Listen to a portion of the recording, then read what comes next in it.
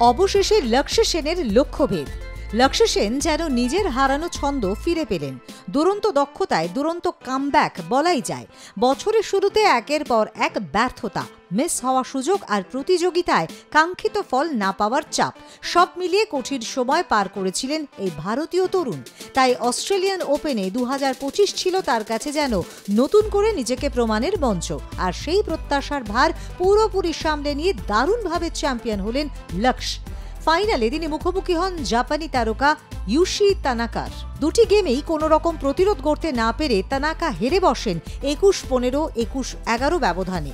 মাত্র 38 মিনিটে ম্যাচ শেষ করে দেন লক্ষ্য, যা তার আত্মবিশ্বাসের পরিচয় দেয়।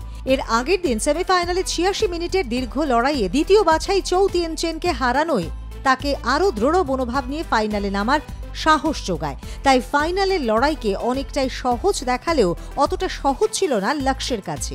এবছর হংকং ওপেন ফাইনালে উঠে শিরোপা হাতছাড়া করেছিলেন লক্ষ্য।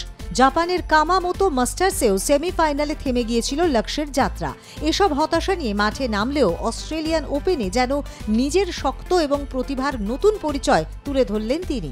2023 সালের কানাডা ওপেনের পর এই প্রথম কোনো সুপার 500 প্রতিযোগিতায় ট্রফি জেতা, তাই তার কাছে এই সাফল্যের গুরুত্ব অনেক বেশি। রবিবারের ফাইনালের শুরু থেকেই একেবারে আগ্রাসী মেজাজে ছিলেন লক্ষ্য। তার রিফ্লেক্স, ডিফেন্স এবং দ্রুতগতির র্যালিংয়ের সামনে পুরোপুরি ব্যাকফুটে চলে যান তানাকা। ম্যাচের এক মুহূর্তেও লক্ষ্য তাকে ফিরে আসার সুযোগ দেয়নি।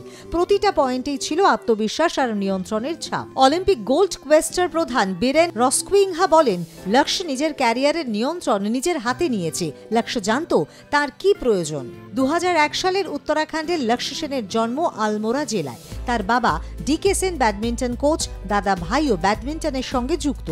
ছোট থেকেই ব্যাডমিন্টনের প্রতি ঝোঁক ছিল লক্ষ্য সেনের। 10 বছর বয়সে প্রকাশ পাডুকোনের ব্যাডমিন্টন একাডেমিতে যোগ দেন। সেখান থেকে লক্ষ্য সেনের পেশাদার যাত্রা শুরু হয়।